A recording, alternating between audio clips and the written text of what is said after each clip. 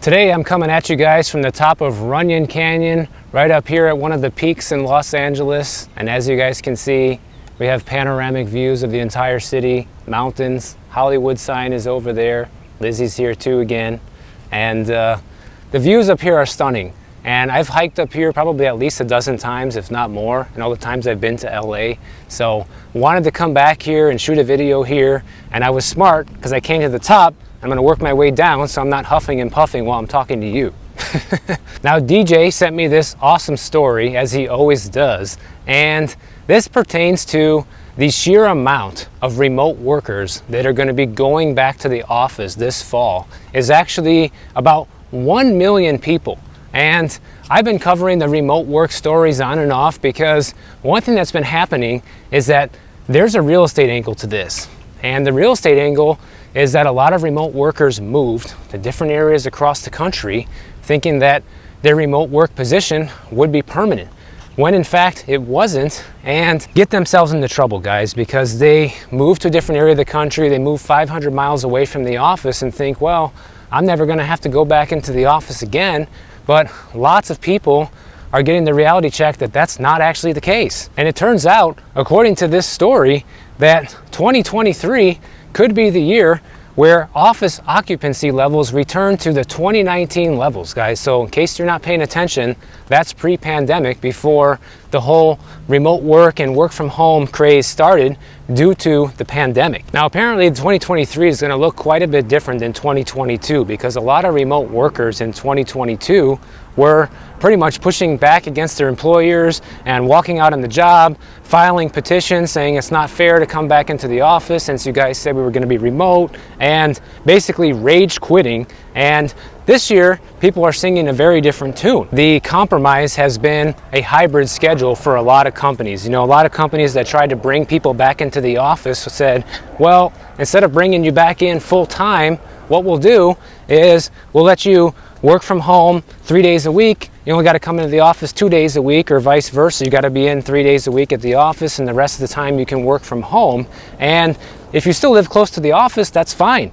But it's not fine for people that moved far away from where they work. Now, so far, remote workers have been winning this battle because right now, U.S. office occupancy rates are around 40 to 60% of where it was pre-pandemic. And they know this because they track people's key card swipes. So everybody that needs to come into the office, they have to punch the clock or swipe their key card for access. And this is how they're tracking people on how they know if you're coming into the office or not. And basically what we're seeing is many companies following the lead of the big tech companies like Meta, Alphabet, and Lyft. They're all making big announcements on their employees returning back to work, and you're seeing a lot of other companies follow suit and pretty much follow their lead. And many of these bosses and CEOs are hanging on to this idea that working remotely is not very productive and paying for empty office space is a huge waste of money, so we got to get people back into the office. And I am not sitting here telling you that this is the right thing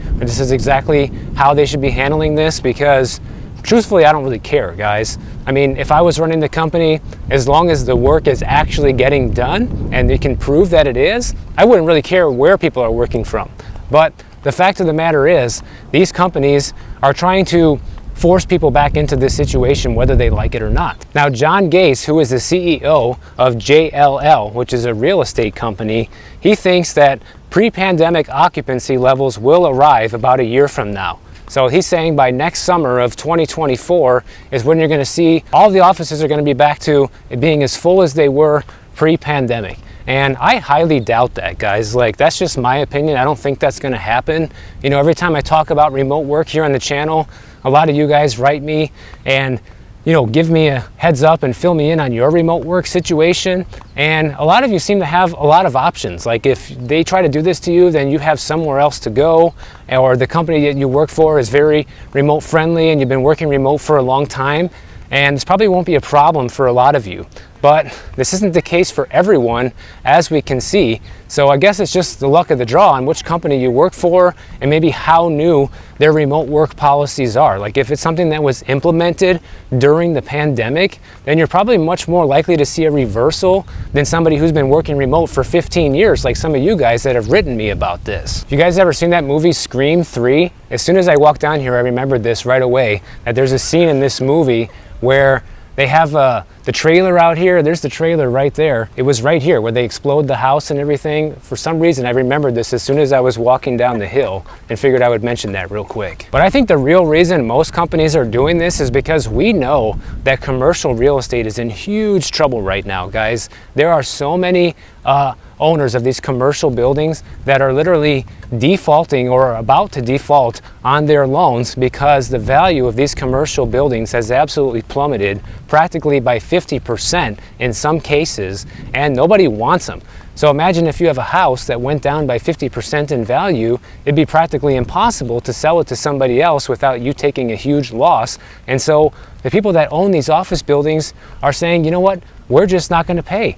We're just going to give it back to you. And a lot of times with these commercial loans, they're able to do that without any consequences. It's not like they need to go through a whole foreclosure process and everything like a residential property. They can just give it back to the lender and there's no consequences. They can just walk away from it from there. Of course, they lose all their initial investment and all the payments they've made on the property, but they get to walk away with no consequences after that. You can see that a lot of these companies, they have a lot of skin in the game with these office buildings, and they don't want to let them go because that would mean losing billions and billions of dollars on their part. So they're going to do anything they can in many cases to force people back into them.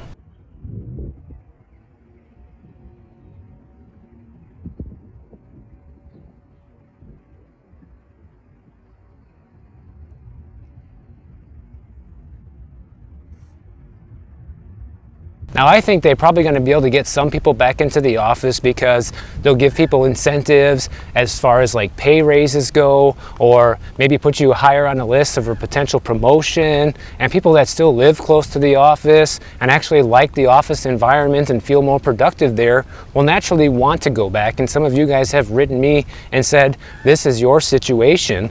But at the same time, you have a lot of people that are saying, I'm never going to go back, and they'll do anything that they can to make sure that doesn't happen. Even as far as taking a 20% pay cut. I covered this a couple months ago.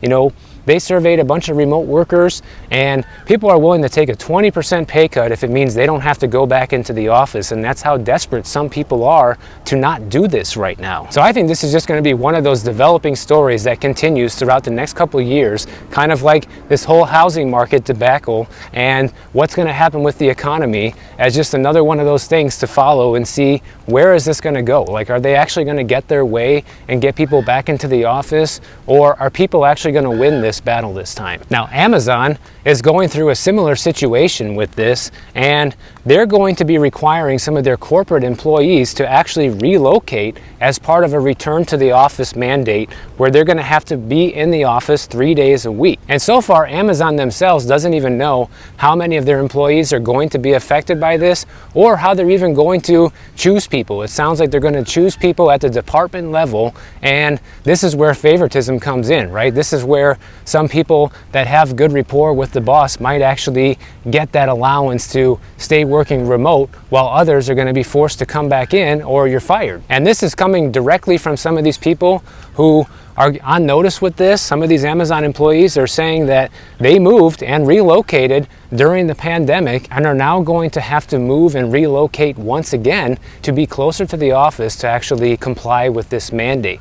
And this is something that has affected many, many different people. It's just another one of those things, guys. Like, people bought all these houses, and even if they didn't buy, even if you moved your life 500 miles away or halfway across the country, whatever, and you're renting, it's still a hassle to pick up and move, go back to where you were at. And chances are, most people that did make a move like that, they probably relocated to a cheaper area and have been enjoying a lower cost of living, because wherever you have these big headquarters like Amazon, for example, you're talking moving to Seattle, that's an expensive place, like living here in LA, versus moving somewhere in the middle of the Midwest that somebody, you know, working at Amazon could have expenses that are pennies on the dollar compared to working in Seattle.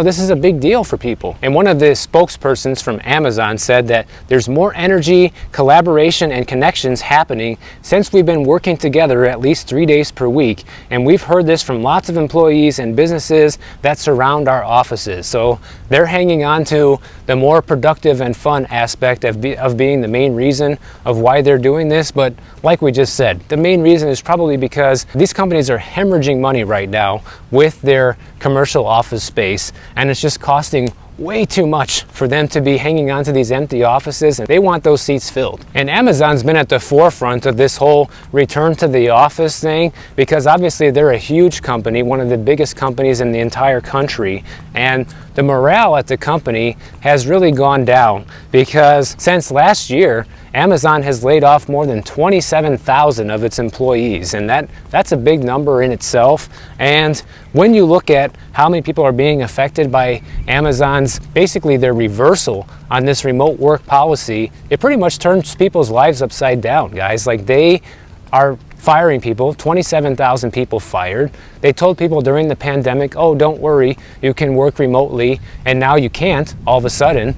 And that's it. You're forced back into coming back to work, like whether you want to or not. Really, your only solution out of this is to get a different job and find a different remote work job, and hopefully you'll be able to stay living where you're at. I saw recently that with all the new job openings that are coming out, the remote positions that are available are down by about 20% year over year right now. The amount of companies that are actually hiring new remote workers is starting to decrease. So I would imagine that there's going to be a good chunk of people that want to get a new remote work job but won't be able to find one because many companies just aren't hiring for that anymore. I'm sure they have plenty of people willing and able to do that already.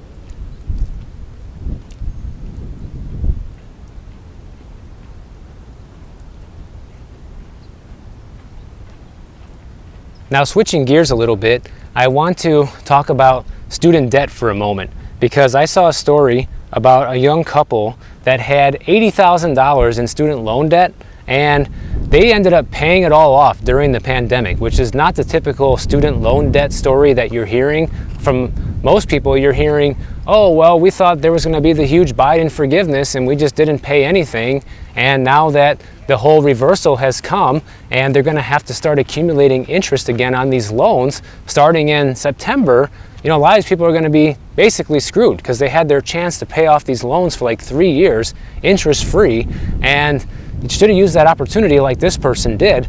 But here's the funny thing about it. This couple actually regrets paying off their $80,000 in student loans. So I wanted to bring that discussion to the table because I know so many of you do have student loans, and give you some of their reasons on why they wish they wouldn't have paid them off and what they would have done with the money instead to maybe juice some of your ideas out there. So first of all, what they did to even pay off this debt to begin with is they took an extreme approach to their monthly budget, cutting out every single thing that they didn't need to spend money on, and no more going out with friends, no more dinners out, no more let's go have drinks for happy hour, none of that. Fast forward to the beginning of 2023, they were able to pay off $80,000 in student loan debt. But here's a few reasons of why they regret this. The first one is that they said that they would have saved money for a down payment on an investment property and used the money towards buying rental real estate instead of paying off the student loan debt. $80,000 usually would be a big enough down payment to actually do something like that. But the problem is, under today's environment, finding a property that cash flows with this type of down payment and getting a loan at these rates is not easy, guys. In fact, it could be next to impossible. So I understand their hesitation on paying off the loan and wishing they would have invested it in real estate instead, but there's a good chance that they wouldn't even be able to get a return on their money right now because the investment market is so tied up. I mean, you're seeing professional investors that do this for a living holding off on investing right now because there's just hardly any good deals to be had when you're financing. Sure, if you pay cash for something, you can increase your cap rate and your rate of return, but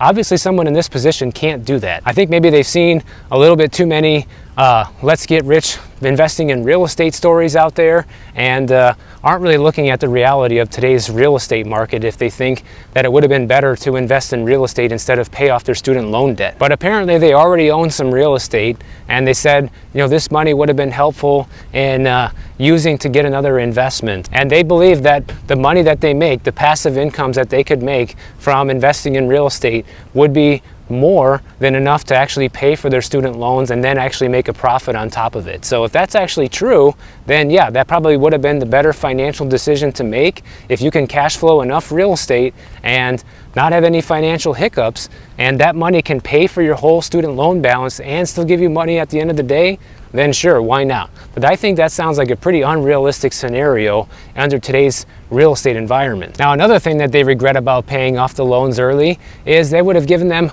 a lot more money to invest in the stock market, investing in ETFs, because apparently this is something that they do. And they're claiming they can get at least a 6% annual return right now by investing in ETFs, and that is a 2% higher rate of return than they actually would have to pay on the student loan. So they're saying that their student loan payments are only 4% interest, and they're getting 6% by investing in ETFs. So that's another reason why it was a mistake to actually pay off the student loans and not invest that 80 grand into ETFs instead.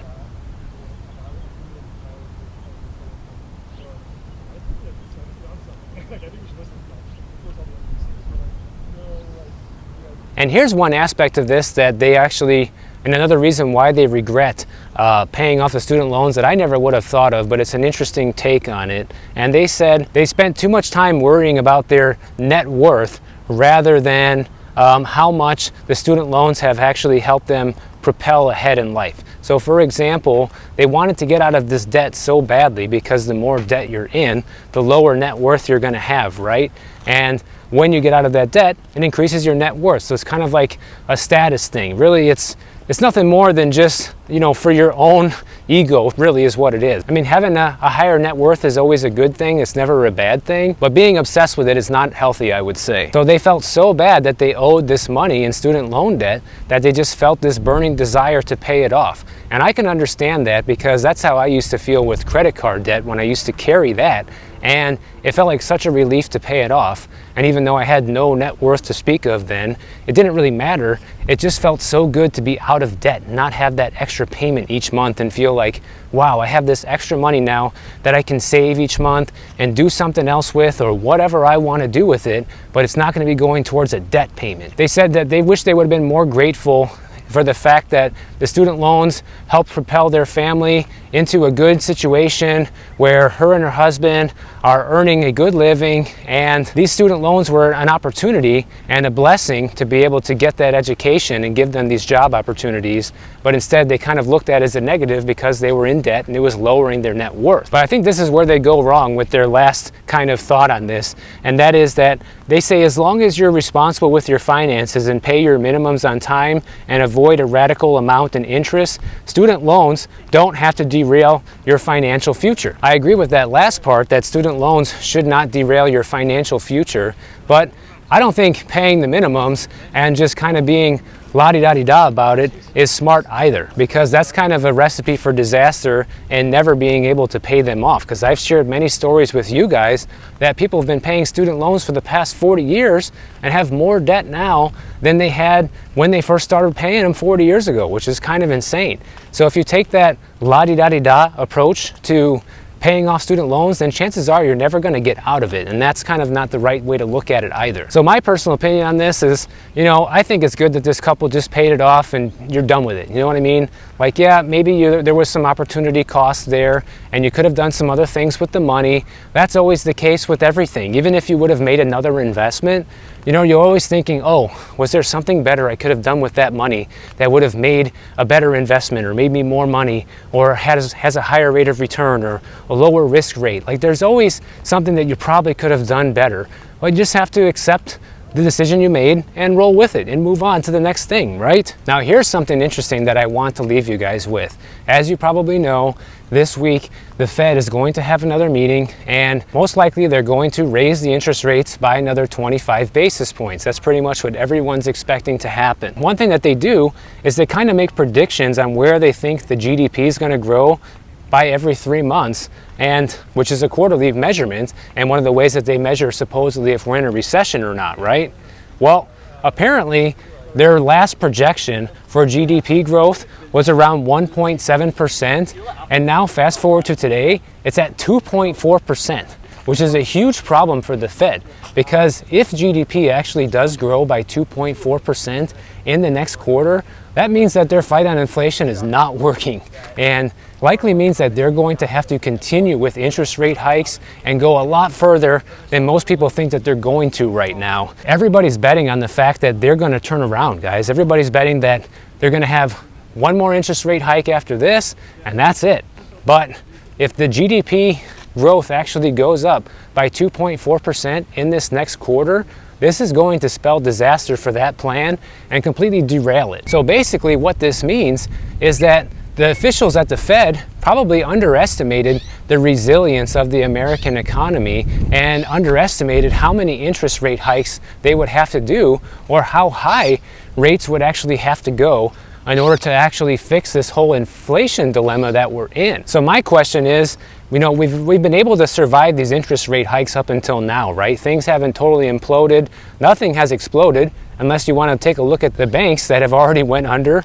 You know, we've already seen 3 major banks go down, and likely to see more of them go down after this. Apparently that's not going to be enough. There's going to have to be more damage made before everything comes back to normal, because these GDP predictions are way out of whack from what the Fed wants to see right now. In fact, they'd probably be happier if the GDP went down than if it was actually going up, because that means we could be heading closer to a recession and the economy is going to be slowing down. So I, for one, think it's going to be very interesting to see where the second half of this year goes, you know, because there's so many changes that are going to be happening by the second half of 2023.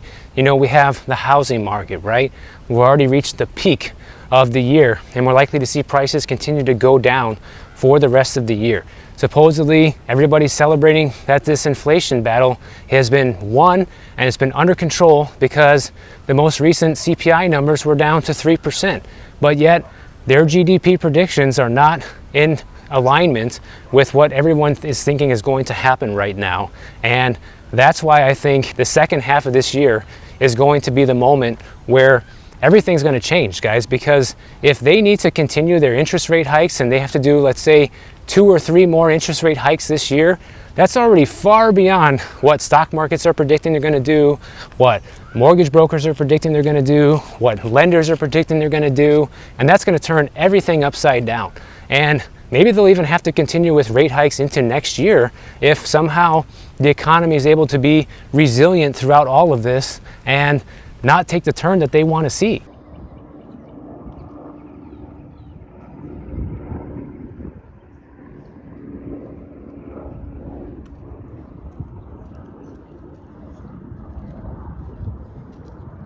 I wouldn't be celebrating just yet that, oh, we dodged the recession, or because, you know, it hasn't happened yet, that it's not going to happen and that everything is going to go to the moon from here, because this is kind of a developing story that means that we're just getting started with. Like, this is only beginning, you know, because only now we're starting to see that, hey, maybe these rate increases haven't really worked the way that we thought that they would, and maybe they're going to have to do more. So what do you think that's going to do to things? So I want to leave you guys with that, because, you know, this is one of those things that we're going to be talking about for the next couple of years probably. This is not something that's going to be going away anytime soon, and we need to pay attention to this, because wherever the rates go is going to take the economy with it. Like, we've already seen a massive slowdown, but it hasn't been enough yet. And that's where I think we're going to see the turning point, because once they push it over the edge, which there is a term for this, it's called the terminal rate,